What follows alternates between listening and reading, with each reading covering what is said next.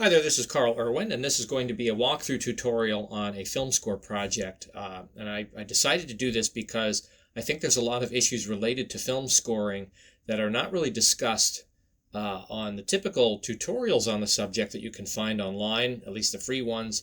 Certainly if you go to school for this, they'll be discussed. If you read some books on the topic of film scoring, old books, new books, any books that are written on the subject, many of the things that I'm going to discuss with you will be mentioned in those books at great length.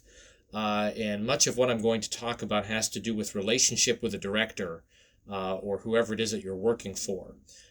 This particular score was done just very recently over this past few months since October of 2024 up until about April of 2025.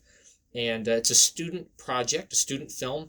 I typically write almost exclusively just for student films. I've done a few other independent films, not for students, but it's mostly student films. And the nice thing about writing for student films is they're usually short. They're usually under 15 minutes. Most schools won't allow anything beyond that for project submissions. So, you're limited in scope. Also, many film schools have animation departments, and it's a lot of fun to write music for animation specifically because you tend to get more music in animations than you do in live action. So I do a lot of animations. This is one of them. This is about a 5-minute animation, and it's got a pretty heartwarming kind of narrative to it with a little bit of everything in it. There's some moments of suspense and even kind of some horror elements to it, and then even some love theme kinds of stuff that's in there too. I will link to the final film for as long as it is available and posted. It's actually posted publicly on the School of Film website, this particular project. So you can look in the description for this video and go look at it there. I prefer that you look at it there. I don't really want to show it in its entirety, completed entirety, because that's up to the filmmaker to present it on their platform. So what I am going to show you, though, is a little bit of some of the final visual, and I'm going to show you mostly the animatic material that you work from. So at the beginning of this, let's talk about how you start a project. First of all, you'll put your name into some kind of pool where people will know about it and can solicit you for work. You'll want to have a demo reel, probably. I have found that having a demo reel is the most influential way to get work. Normally a demo reel should be about 3 minutes, no more than that. That's kind of long on the long end. And you might be thinking, well, that's not very long. Well, the goal is to only show a few seconds of as diverse material as you can in that amount of time. I will usually put on a demo reel 2 or no more than 3 projects. And you're talking about just 20 seconds or so of a project, maybe a minute maximum of a particular project, where you're demonstrating diverse types of scoring. You want to show in the reel the kind of gamut, at least most of the gamut of what you can do and what you're willing to do. I'll also be selective in that you're going to want to show something in there that is the kind of scoring that you like. And for a lot of people, it's going to be that kind of symphonic stuff. I mean, that's just what we like to do. Musicians love to write that stuff, especially if you're a classically trained musician. And that's great, but that's not most of the work. Most of the work is going to be small ensemble or unique ensemble kinds of work. So you may want to put that on there. Feel free to put that on there. Maybe put that on there first or last. But you're going to want to show projects that are more related to the typical kind of work. So something that might be sort of heartwarming, something that might be kind of edgy, and maybe something that's a little bit more experimental. So that's the first thing. Have a reel. It's better than just getting onto a forum saying, hey, I'm a composer, check me out. And also having a reel is better than just having a page of examples where someone has to choose to scroll through. If you have a reel clip, and that is the first line of introduction, they will watch that. They will watch at least the beginning of it. They'll at least watch the first few seconds of it. Whereas if you give a web page, they'll have to choose to click and select on examples that you provide on the page. And they may not select the ones that most pertain to them. They can choose one example and say, yeah, this isn't for me, without seeing your other work. Whereas on a reel, you kind of force the issue. So have a reel, 3 minutes, no more than 3 minutes, just a few examples, diverse examples, not necessarily the kind of music you prefer, but more so the kind of music that is typical to what people generally want in a project. That's how I got this one. The director saw my reel and said, I love your stuff. I also had a website in addition to the reel, and it was linked on the reel. And they were able to go to the website once they were interested, and they found some other examples, and they were able to come back and say, I really like this music that you wrote, and that's helpful too. Now, I get my job. They want me. I agree to it. The next step was that I was provided an animatic. And this is the first animatic that I was given, and that's up here. You can see how crude it is. So working from animatic is something that is expected these days. We're a long, long way from the time where you would wait until a locked picture and a relatively final cut where you start to write music. The expectation is that you will write music probably from very early stages, if not even pre-production, before you see any kind of animatic at all. You may write some material based exclusively on description or on a script. And the way that you would do this is you just write kind of a short suite of thematic ideas or underscore material that would demonstrate the mood and the approach that you would have to different story points. That can be 30 seconds long. It could be a minute long, 30 seconds long, not very long at all, but just something that you can pitch. I've done that before when all I have is a script to work from, or even just a concept description, a pitch. And I'll as quickly as I can, within a day or two, shoot back a demonstration of ideas so that we can get the discussion rolling. Shortly thereafter, there is a contract. Now, this doesn't need to concern you in any way. A contract is a good thing. If your director or producer, whoever you're working for, does not bring up the idea of a contract, it's something that's worth you bringing up. And I'm not going to show you an example of a contract. I'll just explain that a contract would typically have a few essential points to it. Number one is that it would have dates on it. When is the project finished? When does it have to be completely finished? When is the picture lock anticipated? What is the margin between when the picture lock is anticipated, that is when things are not going to change anymore in the movie in terms of the timing of the movie. Now, scenes may be replaced in terms of better iterations of it if you're dealing with an animation, but the timing will not change. And what's the margin between that picture lock and when it has to be completely turned in? And that tells you, the amount of time that you have from the point at which things are not going to change to when the score has to be done. And so that's an important date that you need to have. Another thing it might have on there is file formats. What are the expected file formats? There's a lot of discussion among musicians about, I want lossless, export, and I want to make sure that I'm always at the highest resolution. Typically, the final deliverables will be either 48 kilohertz, or they will be 44.1. And those are typical. 441 is CD quality, and a lot of stuff comes out at 441. I think maybe Blu-ray HD is 48, and there is no discernible difference between the two in terms of how they sound. These are really just technical differentiation in terms of the bit rate, sample rate, I should say. Either one is usually good enough. I usually deliver in 48, under the assumption that they will probably bring it down to 441 or keep it at 48 for some kind of HD stream. But 441, I've done that before, and that's fine, and you can do that. I don't usually go lossless. I don't see the point in that. There's not going to be a lot of mixing and mastering on their end. They may do a little bit of mixing, and they may do a little bit of normalization and compression. And if your music, your output is at either one of those two, there really won't be a huge effect on the quality of the sound. With the little bit of work that they have to do. I usually do my mixing and a little bit of mastering to get the sound that I'm comfortable with so that they don't have to do a lot.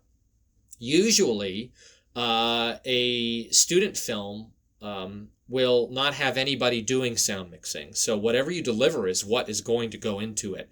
They may do a little bit of volume enveloping, and that's about it. I would say 50% of the time, a student film will have a audio engineer that you will deliver to, and they will be doing some compression and mixing. So that may be included in the contract as file formats. What do they want it in? Another thing that can be included in the contract is the rights management of the music. Now, for most film scoring, commercial film scoring, you need to understand that when you write a piece of music, you are doing it as work for hire, which means you have zero rights to the music. When you create the music and you deliver it, you actually do not have the rights to do anything with that music. That now belongs to the client, and it is up to them to do whatever they will. You may request a license to do something with that music if you choose in a commercial venue, and some composers do that. But usually it's the production company that owns that, and they will license that for recordings, and they're making all the money on that. You would be making essentially royalties, and if there is a monetary gain in it, the contract would spell out what the royalties will be. Student films, you're not going to be dealing with that. Typically for student films, it's the other way around. Because you're going to often be working for nothing, and even if you are working for something, it's very little in terms of compensation. Most student film contracts will have an element in there where the composer retains all of the rights on the music. And you can then submit that music and do anything you want and release that to streaming platforms or put it into a portfolio or into an album or whatever you want to do. But you will maintain the rights to the music for most student film situations. I've had one occasion where the contract specifically stipulated that the music could not be released on my end until 1 year after its completion. And that was to protect any premiere claims that a festival would want on the picture. So the filmmaker submits to a film festival, and the film festival requires that their premiere be the world premiere for the picture. And some festivals, they require that even for the music, that the music is never heard before until that moment in time. And because of that, I've had that written into the contract. But after that year, I own it. I've owned it the entire time. I can do whatever I want with it. It's just there's a stipulation that requires me to wait until release so that the license that I grant the filmmaker can be held up as far as film festival requests go. So those kinds of things will be spelled out. Now, I will say that out of all the contracts I've ever signed for student films, there's been quite a few now, none of them are ever followed. There's always some element that's going to slip and slide, and that is negotiated usually verbally or through email. And it's not a big deal. It's just good to have... It's very good to have some of these core requirements spelled out clear at the beginning. So have a contract. You want to have that so that when things do go a little bit south, you can refer back to it or adjust it or whatever the case may be. It's just good to start off on the right foot so that everybody understands what the expectations are going to be. I also had one time in a contract where I was writing music for a picture. It was a 15-minute live action film. And in the end, the filmmaker didn't really want to use a lot of any sound. They wanted a lot of relative silence. They weren't using a lot of music. They weren't even going to use a lot of the lines that were delivered in the acting. It's just a stylistic choice that they wanted to do. The film was very good, but I noticed that as we were going along with the requests on music, I was writing an awful lot of music, for what was going to be a very short amount of music that was going to be used. And it started to make me a little bit uncomfortable. And I did come back to the filmmaker and I said, look, I think we need to include something in the contract that the only music licensed to you is the music that is put into the final cut. Because there was this massive library of material that I was turning over, and I didn't want to see a situation where down the road the filmmaker is using all this music that I wrote for this one project, using it on other projects. It's, in ways that I did not intend. So that was, I didn't want to be used in that way. And I didn't think that was necessarily going to happen, but I saw the possibility. So I very gently brought this up with the filmmaker. We put that into the contract that the only music license was the music that was used in the picture. Often contracts will have something like that. The composer is only writing music for this picture, and that implies the same thing. So these are the elements you have in a contract. Have one. It's worth it. It's good for them. It's good for you. And it's good practice for the filmmaker as a student filmmaker to learn about the idea of a contract and the necessity of them. Now, we're into the picture, and I do a first draft based on an animatic. Now, my assumption is that these animatics are going to change in terms of timing and content considerably over the coming months, and I will be doing a number of different alterations. The very first animatic is really just to get a vibe, to get the same language that I'm speaking, the language that the filmmaker wants me to be speaking. Now, this particular filmmaker gave me a animatic, and the animatic was a temp. It had a temp score to it. And the temp music was Christoph Beck's Paperman, which is a very well-known animation short, Pixar animation, Disney animation short. And the other one was Nicholas Brittle, and it was music from the film Moonlight, I think 2016. And it had these pieces from these two different works, two film scores that were made up the body of the temp. You will sometimes get a temp, sometimes you will not. Oftentimes a filmmaker will supply you in this. You should ask, this is something you might even put in the contract. Usually the contract will indicate that they provide a temp or they will provide a playlist.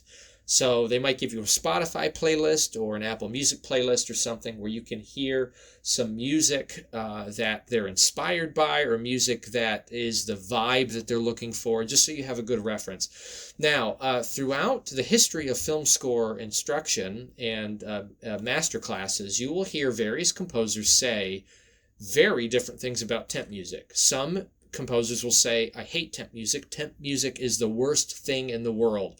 That a filmmaker would have a preconceived idea about what the music is going to be. It is the job of the composer to look at the picture and to bring their musical sensibility as a collaborator to the picture and explain what kind of music should work best with this picture. Other composers will say temp music is wonderful. It is the most efficient way to get inside the mind of the filmmaker and understand what it is that they are looking for. I am actually in the second camp. I think temp music is great. I think it is great. I think there are risks. I think there are problems with it, but I still think it's great. I've had those moments where you just can't figure out what they want. And in the end of it, I will always say, if there's no temp score, I will go to the filmmaker and say, listen, what you really should do is give me either a playlist or give me a temp scored animatic previs that has it. Think of it this way. If you could use any music and copyright was not an issue, if you could use any music, and it could be recent music from a film or just music that's commercial, or art music, that is under copyright. If you could use any music and rights management was not an issue, money was not an issue, if you could use anything, what would it be? If they can give me an answer to that, then I can know for certain what my job is. Now, that requires then a secondary conversation, and it goes something like, okay, this is what you would use if money was no object. However, money is an object. You cannot use this music, which means I cannot deliver this music. I have to deliver something that is like this music.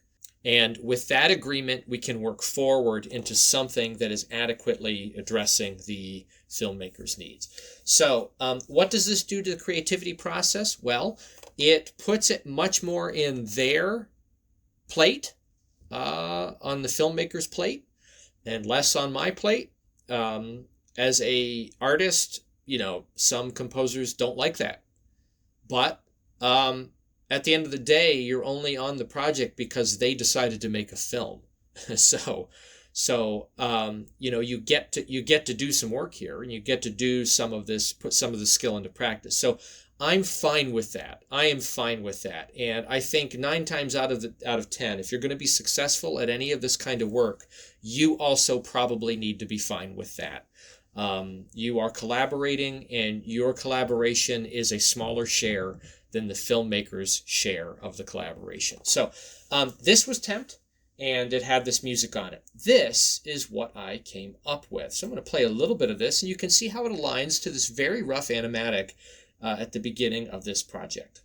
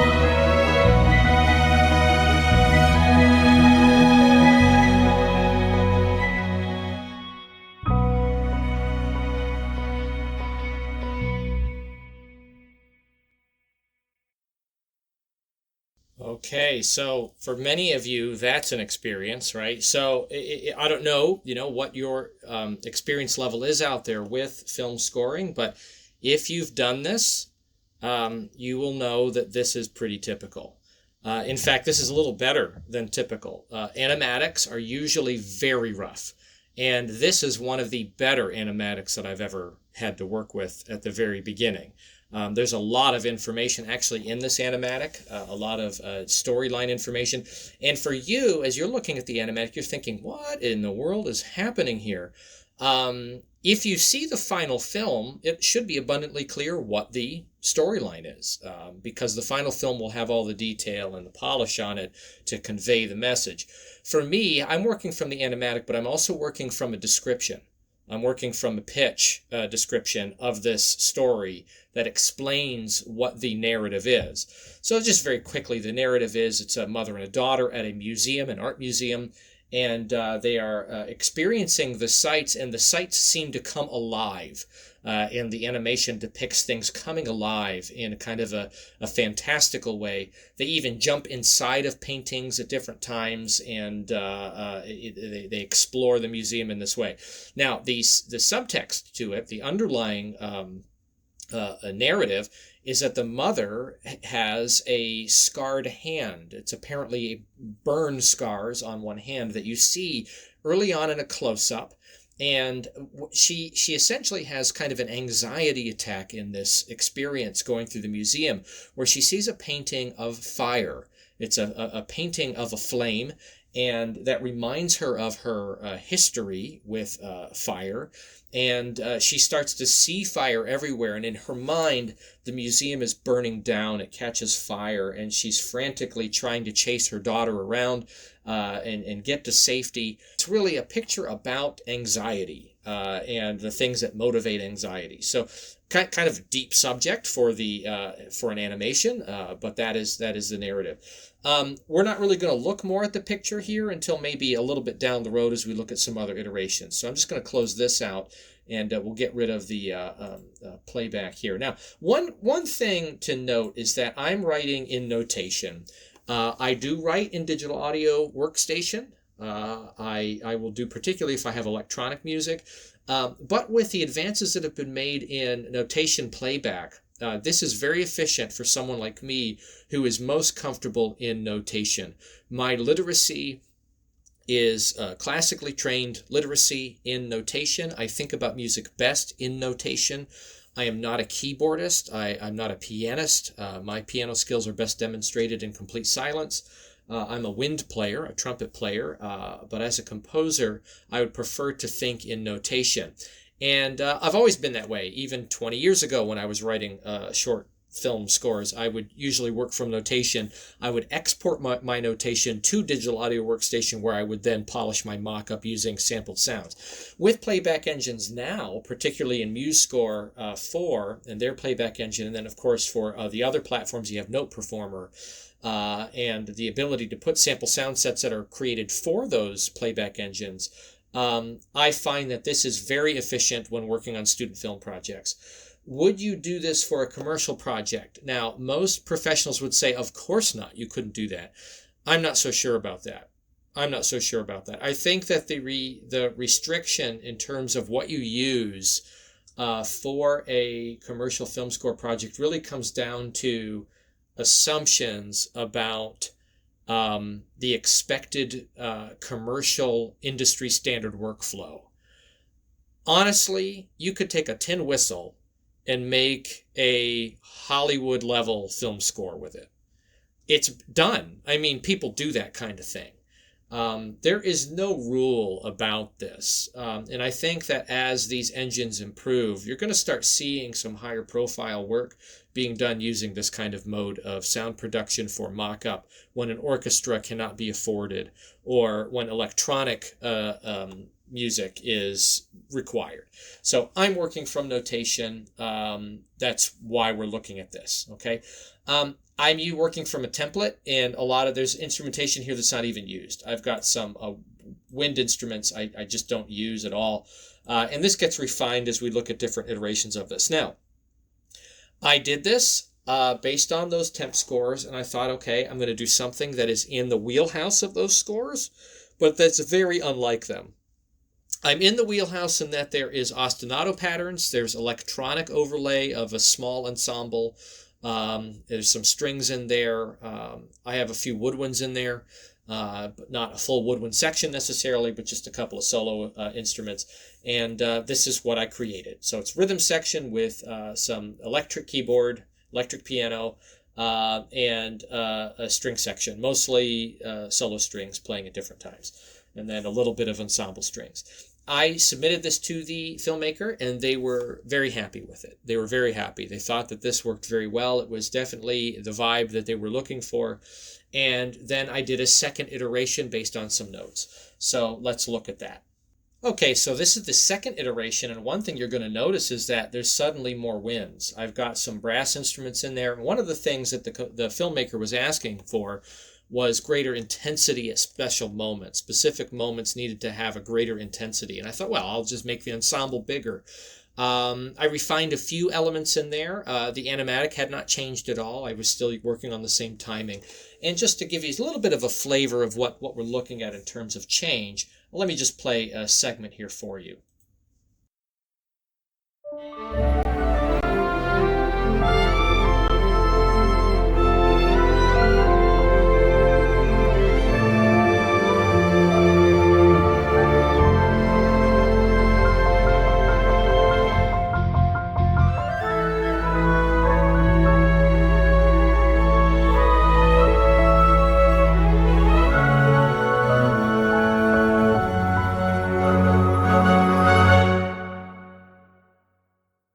So really, it's the same thing. It's just that the ensemble has gotten bigger. And the filmmaker listened to this and said, well, there's definitely more intensity there. But then they didn't like the fact that it was becoming more diverse. There was more sounds. And they liked the fact that the original iteration was much tighter in terms of its instrumentation. Now, what came out from this, and actually, before we get into that, I should talk a little bit about timing. I have other videos on my channel that deal with how to deal with timing. You'll notice that I do some metrical changes in here, but there's not a lot. I do some tempo changes in here, but there's not a lot.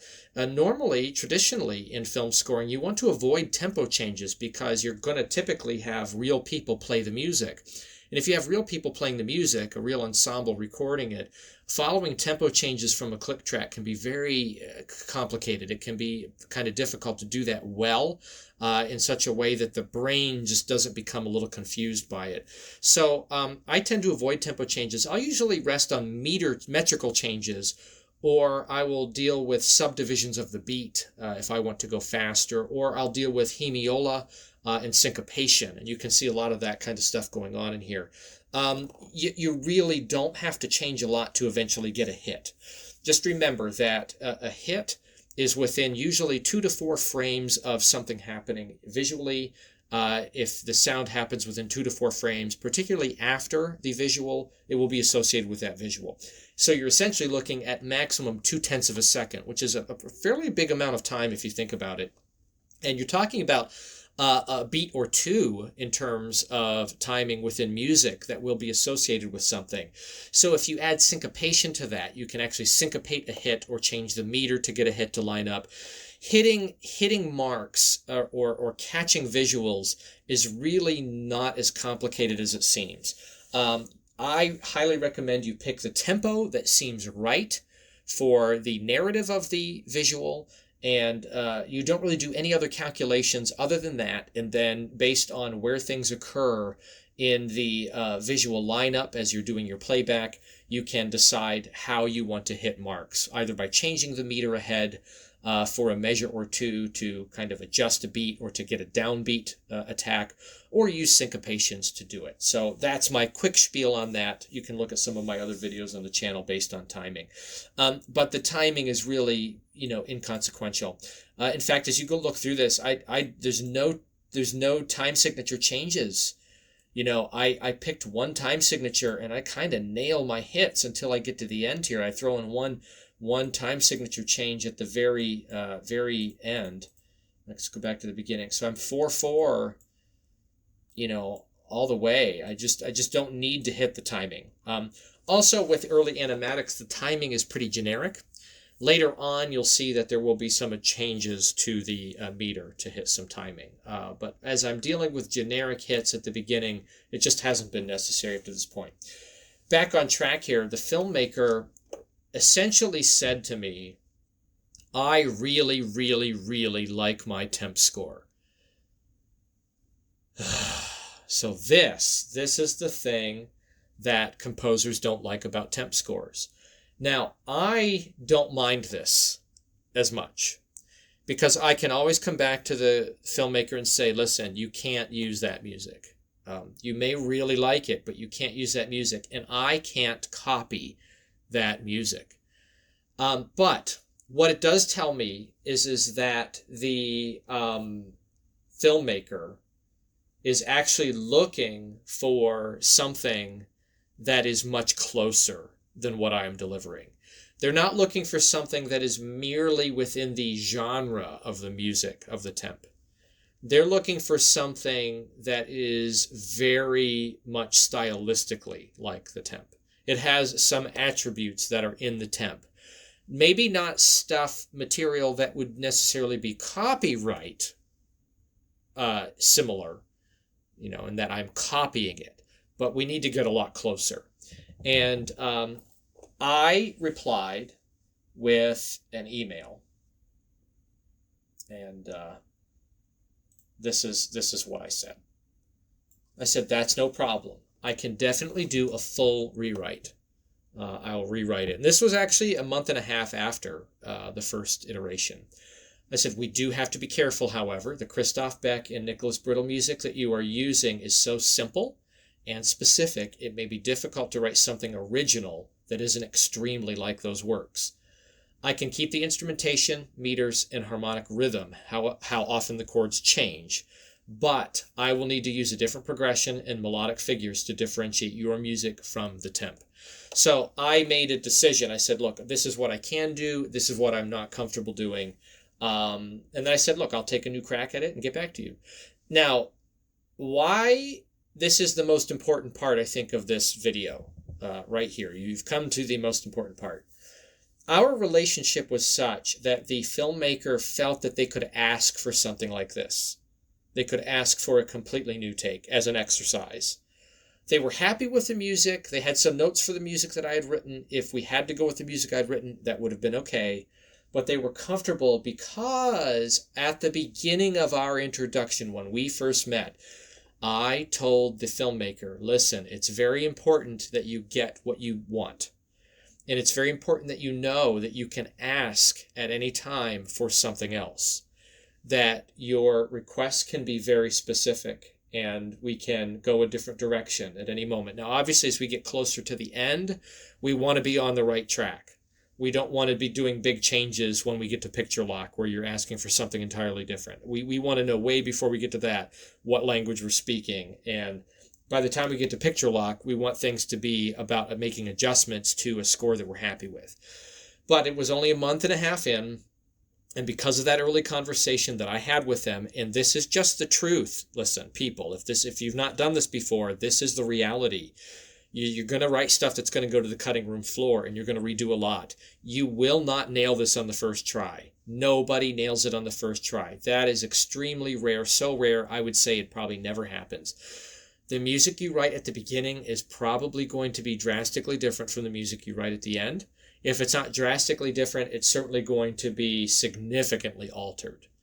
You're just not going to hit it at the beginning. You have to be willing to do rewrites. So they knew that they could be comfortable asking for this, and I had the expectation that this was going to happen because I've done this before. Okay, so I rewrote the score based on the temp, and I came up with this.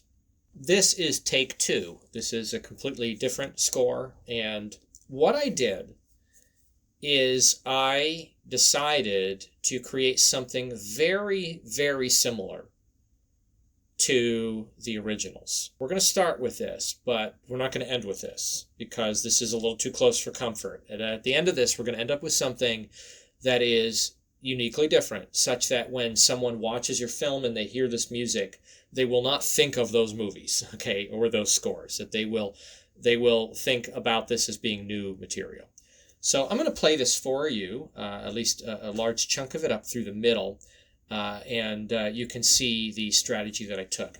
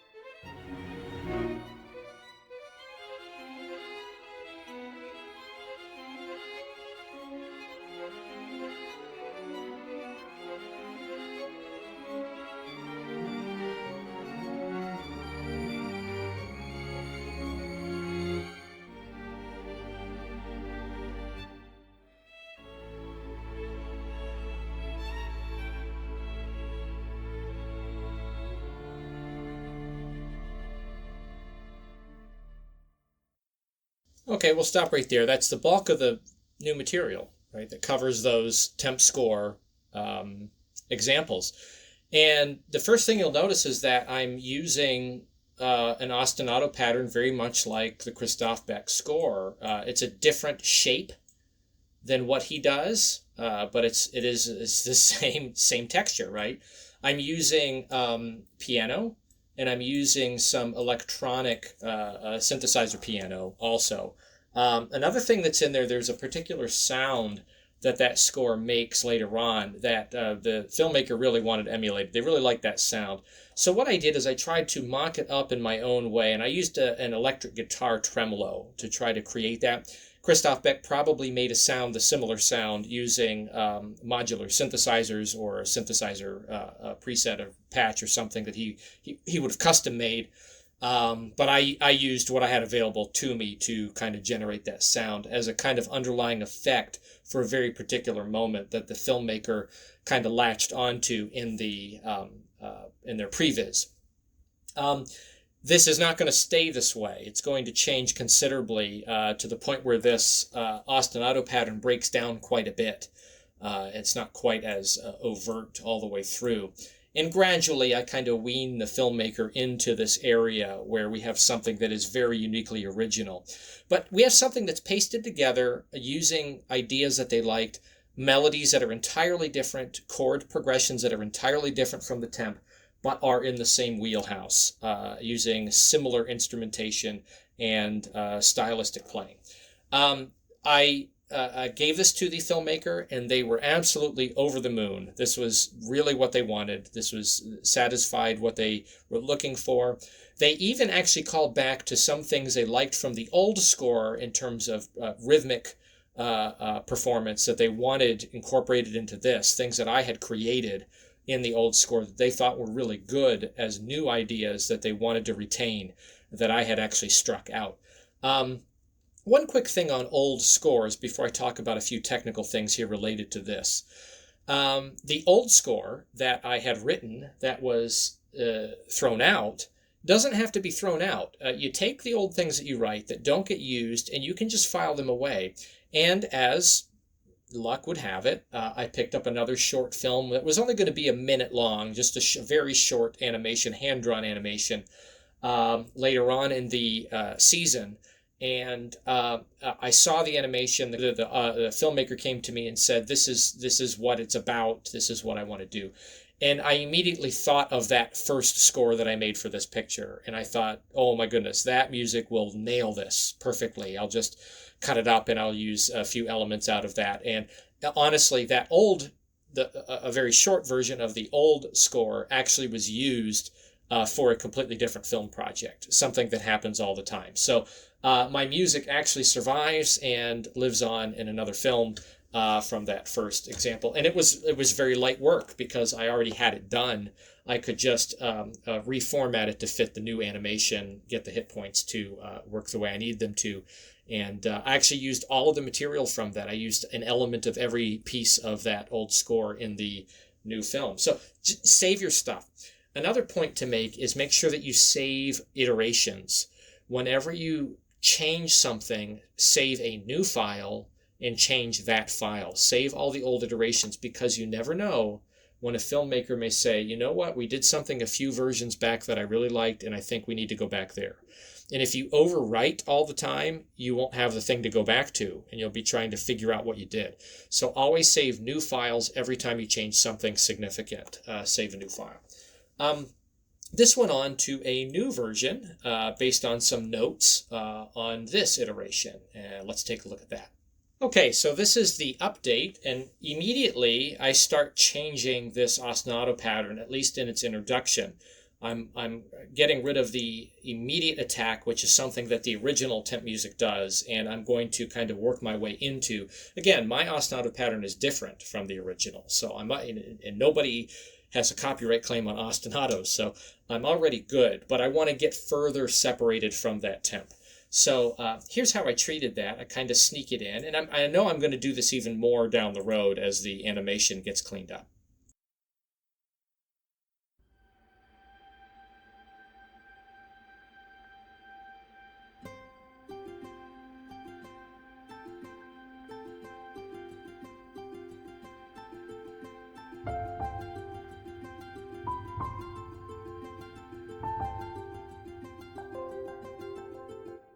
So I just sneak it in. I start with a different rhythmic figure, a slower rhythmic figure, and then it builds up until we get the ostinato pattern. Also, let's see some other changes in here. There are some rhythmic things that the filmmaker really liked that I did on the first iteration, particularly here where I have a syncopated rhythm that I brought back in. I transported back in from the original. Also, the way that I use it in two different places. Here's a much more obvious instance of that syncopated pattern from the original score.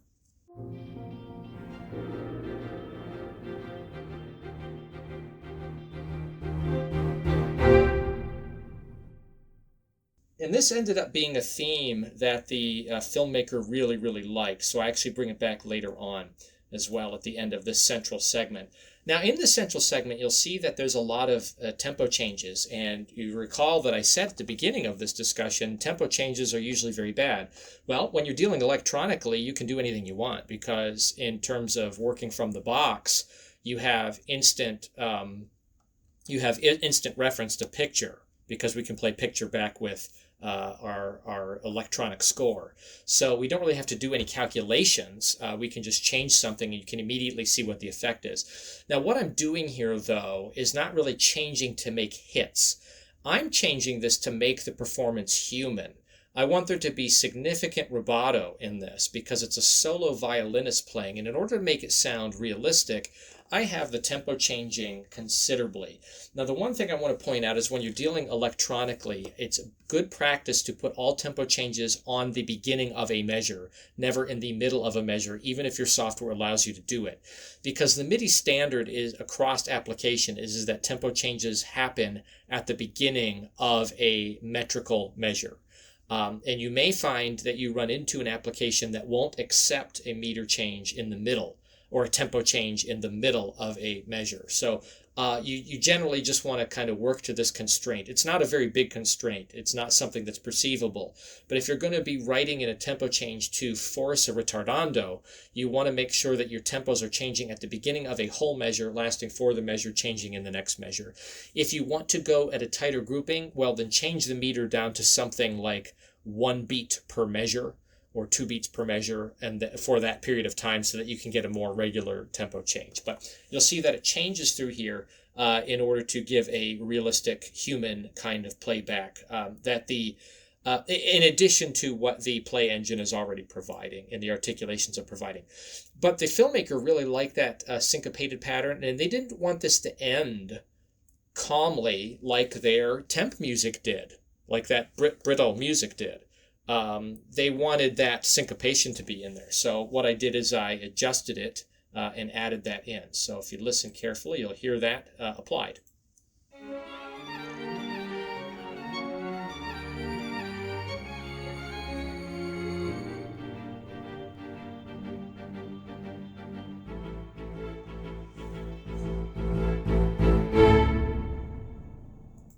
Now this is essentially a cut and paste of the original.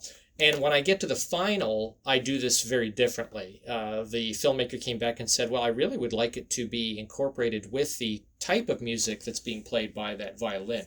So I found a way to do that in the final. But these are the kinds of things that would happen after the first review of that rewrite. We made a few changes to it. The animatic also changed a little bit.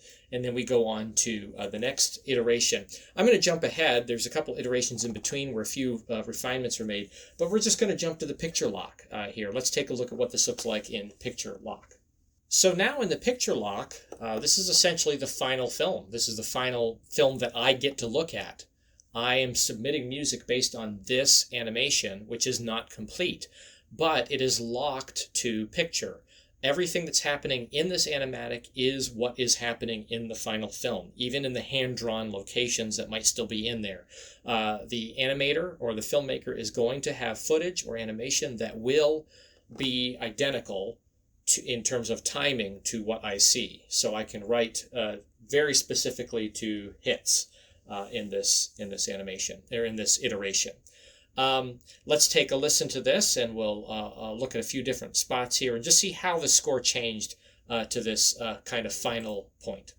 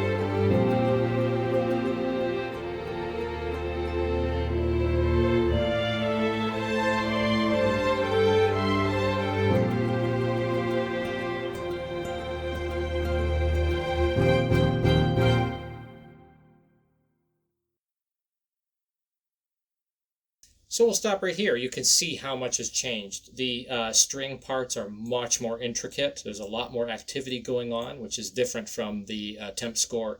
The way that I deal with this opening, I extend out the introduction of these tones in the ostinato figure, and I really delay the full performance of the complete ostinato until much, much later. So it has a very different kind of a feel from the its original source music that we are drawing inspiration from. You can see here that the material is still pretty much the same as those early iterations on the rewrites, all the way up through to where we have the solo. But I want to show you how this ends. Another thing I put in was some double stops on the solo later on, solo violin, just to give it a little bit more edge and grind. And I nuanced the playback performance so that it would be more to my liking and more realistic, more human, more edgy, more gritty. And let's look at this little segment here about how this ends, this section, and how I incorporate the material from the first version of the score with the rewrite.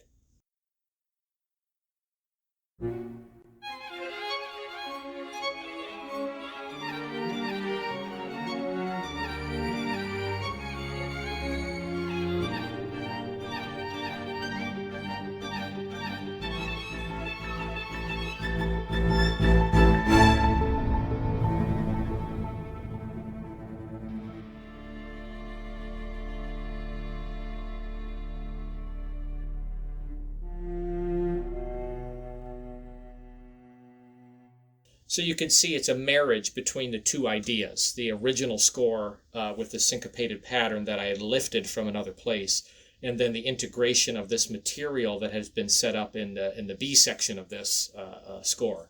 They're kind of overlapped together, and they've been put together in such a way that harmonically they work properly, and they're seamless. So that's pretty much how the score was put together. At this point, this is submitted, and I render this out and master it with proper enveloping and compression. I give this to the filmmaker, and then this is what makes it into the final movie. One quick note about it: you can still see how crude the animatic is. This is not even close to finished animation. There's only a couple shots in there that are actually textured properly. And I do invite you to go watch the original that I'll link in here so that you can see where this ends up in the final presentation and how much it changes visually. But that is the process of scoring to film. One quick note too about how much I've had to change in terms of metrical adjustment. Here you see there's a 2/4 bar thrown in to get timing accurate for a specific hit that I needed to make. You can see here's a 4/4 coming into a 3/4. I'm running in 3/4 through this section. Let's see back here. There's all of my tempo changes. No meter changes through here. Here's some that I had to make to hit a couple of hits. So I go from 3/4 to 4/4 to 3/4 to 4/4 back to 3/4 again to make a hit here that I had to land. Here's another 4/4 bar thrown in. This is my preferred way of catching visual moments, is by doing some kind of metrical adjustment and extending a phrase or truncating a phrase in order to make a particular element land on a specific downbeat, a beat one of a measure, a strong beat, or to hit a syncopation in the right way. Yeah, that's it. These are pretty much all the concerns that you run through. We kind of ran the gamut of things that you would run into in a typical good project working with a filmmaker.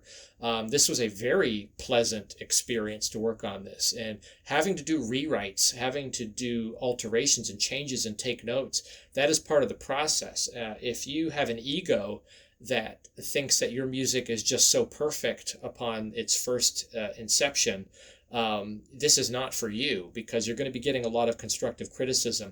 And you have to also remember that the criticism is not about the music itself. It's about how the music works with the picture, that you're looking for the best marriage between the music and the picture so that the music will support the visual without taking away from it and without getting in the way. And sometimes that requires a lot of music. Sometimes that requires very little music. Whatever it requires, the filmmaker will have the best vision as to how to accomplish that. So you want to make sure you're listening and you're taking notes and you're quick to make adjustments. You have some tools in your tool chest that you can jump to make those adjustments and get to where the vision of the filmmaker is as quickly as possible, so that you have time later on to spend on detailed timings and not really dealing with language barriers. You want to solve the language barrier early, and to do that, you got to check your ego at the door. Also keep in mind that whatever you throw out, you get to keep. It's yours. You get to keep and use it somewhere else. You can use it in another project or use it for another type of work that's not related to film or media. That's always something that can be kept in the sketching drawer that you can pull out later on for some other use. Anyway, hopefully you enjoyed this look at a film short, scoring a film short, and some of the considerations that go into that. One last note about the notation. As I said at the onset of all of this, I prefer to write in notation. You can see some very unorthodox things going on in the notation, some very extreme dynamics and articulations, strange syncopations, misspellings of cross misspellings of accidentals that are in there. Just keep in mind that when you're using a play engine in this way, you're essentially treating the notation platform as if it's a MIDI sequencer. However, you're still not entering as much data as you normally would if you were using a digital audio workstation, because the play engine is doing a lot of that for you. And where you do have repetition of dynamics, keep in mind that all you have to do is do the first iteration of that, and then you can copy and paste that repetition. And it's really the same as what you would do in the DAW. You would make one measure, copy that measure, and paste it as it repeats over and over again. So a lot of the things translate very, very well. Some people call this cheating. I disagree entirely. I think you're just using the tool that you have available and the way that it can create sound to create the sound that you need. I want to refer you back to some things that James Newton Howard said back in the late 90s, early 2000s, when he was using his own samples to create mock-ups. Before samples really took off and play engines took off inside of a digital audio workstation, he was using some fairly crude samples to make some amazing sounding mock-ups that were very real. And one of the points that he made is you're after the sound. You're not after the library. You're after the sound. If you have a muted strings sample that sounds more like strings for what you need strings to sound like, even if you don't intend mutes in the score, use that sample. I mean, you could take this to the extreme that if you have a piccolo trumpet part and you have an oboe sample, staccato oboe, that sounds more like a piccolo trumpet than any other trumpet samples you have, then you should use the oboe sample to accomplish what you want. Use what you have to get the sound that is required. That is the philosophy in this. And that is not cheating. That's just wisdom. It's just straight up pragmatism. So, remember that when you're working in this way, be it in DAW or in notation, you're after the sound. If no one's going to play the music, it really doesn't matter what you're doing in order to get the sound. Do what you got to do to get it. So, with that final note, best of luck with this. Happy composing.